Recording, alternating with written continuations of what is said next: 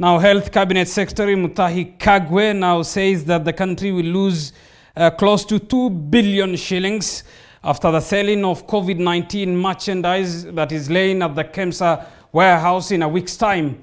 Appearing before the National Assembly's Public Investment Committee, Kagwe has further admitted to some of the irregularities at the KEMSA procurement and tenders which contributed to overpurchase and overpricing. Elizabeth Mutuku has more. To give evidence on matters before the committee, to swear that the information that... It was a date for the Health Cabinet Secretary Mutahi Kagwe before the Public Investments Committee of the National Assembly, where he admitted to the reality that the country will lose not less than 2 billion shillings in disposal of COVID-19 merchandise lying at the KEMSA warehouse. MPs anchored by the sentiments which, according to them, would have been averted if the Ministry of Health acted accordingly. You know, to stop whatever that was happening. Waziri, is it fair to Kenyans that 6 months down the line, the ministry was not aware of what was happening? The estimated loss is 1.9 billion. I just want to know your view as the minister in charge of health. What is your feeling? What do you think about this figure? Yet, when we look through your report, I saw for those things which have not been paid, for those products which have been not paid for, is 2.9 billion shillings. 2.9 billion shillings. Was it prudent enough for you to renegotiate back or to allow the cabinet to sanitize the 2.3 billion shillings which has been sourced of high pricing?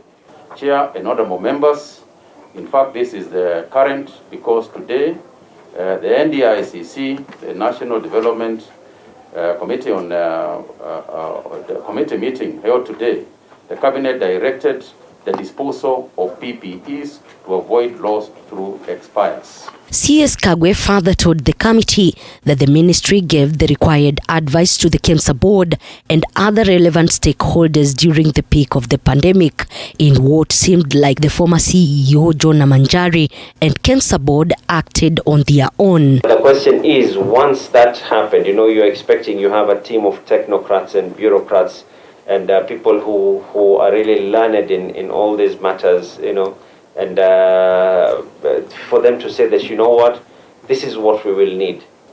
So because the normal structure is that if you are going to use, if as an executive member of any organization, you are going to use money over and above the amount that has been allocated to you, then you are supposed to go to the board, apply to the board, inform the board, the amount of money we have is not enough for purposes for which we are going, and in this particular case for the emergencies that were there in 2020, around about April, and the rest of those early months.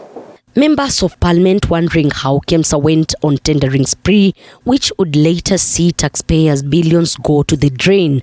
However, CS Kagwe has assured the committee that there is no more money will be required from Treasury to pay the pending bills in the COVID-19 controversial tenders. And yet you are legitimizing that expenditure of 1.9 billion shillings, and you are saying everybody else incurred losses. Everybody else incurred losses because of the poor economy, because of the poor trade, but not on escalated prices, which was done under your watch as a CS for health. 3 people, in your view, CS, because our mandate is a fact-finding mission, CS. Couldn't you think there are other people involved in the whole processes of managing KEMSA's issues, not only these 3? Mary Mwandime is the new chair of that board, and the board is continuing to work and making other changes that are necessary to streamline KEMSA. We are aware that we have problems. We are not denying that we have problems, and we will face them and we will deal with them. The committee is expected to table its report next week after over 3 months of interrogations and investigations. The National Assembly Public Investments Committee, having concluded its investigations and interrogations on various and key witnesses on the KEMSA scandal, now it's just a matter of wait and see whether the report will hold responsible the culprits. Elizabeth Mutuku, TV 47, Nairobi.